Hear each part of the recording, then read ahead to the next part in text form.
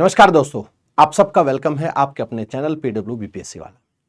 एक आज 23 अप्रैल है और आज सुप्रीम कोर्ट के अंदर सुनवाई हुई है उस एग्जाम की जिस एग्जाम को लेकर के काफी आप लोगों ने चर्चाएं भी देखी और काफी कुछ हुआ भी। सुप्रीम कोर्ट ने इस याचिका को खारिज कर दिया है। अगर बात करें सुप्रीम कोर्ट के इस न्यूज के बारे में तो इस न्यूज को थोड़ा सा मैं डिस्कशन कर देता हूं।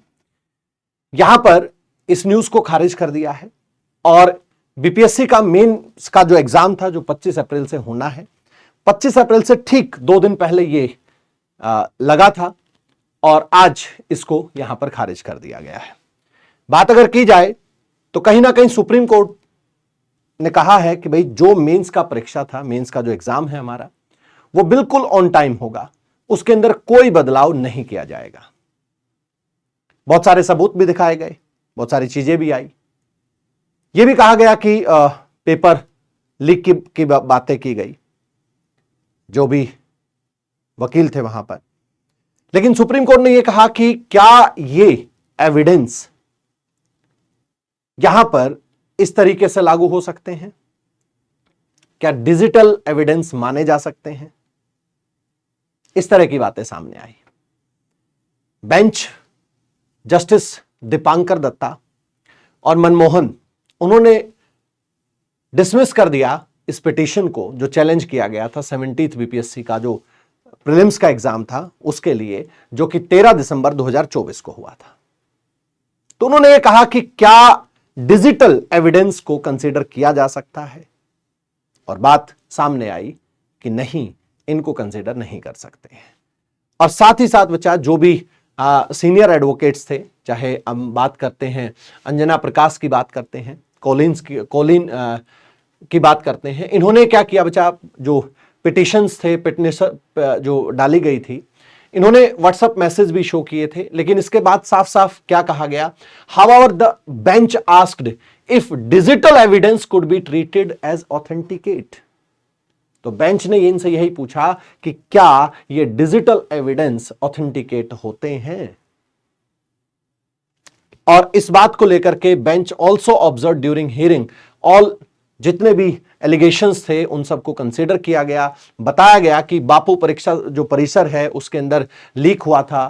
फिर साथ साथ ये भी क्वेश्चन आया कि कुछ क्वेश्चन अलग आए थे। तो एक बात और कही गई कि जो लॉ का एग्जाम हुआ था, उस लॉ के एग्जाम में 90% क्वेश्चंस का हेरफेर देखा गया था, और यहां तो 150 में से केवल 2 क्वेश्चन आउट थे या 2 क्वेश्चन इधर से उधर थे। तो कहीं ना कहीं ये देखा गया बच्चा, आज एक ये न्यूज आई है, इस वजह से थोड़ा सा जो बच्चे लगातार प्रिपरेशन कर भी रहे हैं, लगातार जिस पर काम भी कर रहे हैं, और लगातार जिनके एक उम्मीद थी ये इस बात को लेकर के कि हो सकता है 23 जो है अप्रैल को सुप्रीम कोर्ट के अंदर सुनवाई है, और सुनवाई के अंदर क्या फैसला बदल सकता है, क्योंकि यह फैसला ऑलरेडी हाई कोर्ट दे चुका था। पटना हाई कोर्ट के अंदर भी यह खारिज हो चुका था, इसको सुप्रीम कोर्ट ले जाया गया। हालांकि पहले डायरेक्ट सुप्रीम कोर्ट गए थे, तो सुप्रीम कोर्ट ने कहा था कि आप ऐसे डायरेक्ट नहीं आ सकते हैं, पहले हाई कोर्ट जाएंगे, और हाई कोर्ट पटना का जवाब था कि ये वहां से खारिज कर दिया गया था इस प्रीलिम्स के एग्जाम को लेकर के जो बातें उठ रही थी।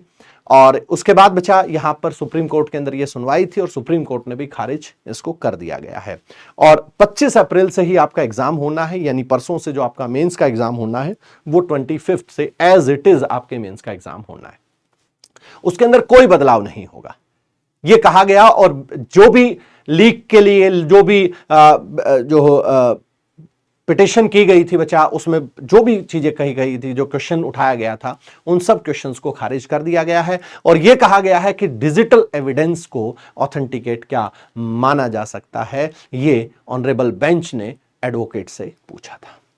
तो एक छोटा सा ये न्यूज था, और कहीं ना कहीं इसके लिए जो बच्चा इंतजार कर रहा था कि कुछ ऐसा हो सकता है, वो ऐसा कुछ नहीं हुआ, क्योंकि बीपीएससी के एंड से यह कहा गया कि हम लोगों ने 900 सेंटर यहां पर रखे थे, उसमें से एक सेंटर 13 दिसंबर 2024 को एक बापू जो परिसर एग्जाम सेंटर था वहां पर लीकेज की न्यूज आई थी। और बच्चों के बैठने के बाद अगर लीकेज की भी बातें थी या जो भी व्हाट्सएप पर पेपर जाने की बातें थी, जो भी इस न्यूज के अकॉर्डिंग हम लोग आपको बता रहे हैं, उसके अकॉर्डिंग यह कहा गया कि भाई ये बातें सब ऑथेंटिकेट नहीं मानी जा सकती हैं। तो एक ये छोटा सा न्यूज था जो आप लोगों के सामने डिस्कशन करना था और यहां पर आप लोगों को मैंने बताया है। और आप अपने अच्छे से अपनी प्रिपरेशन कीजिए और जम के अपने मेंस को लिखेंगे। Thank you so much. जय हिंद, जय भारत।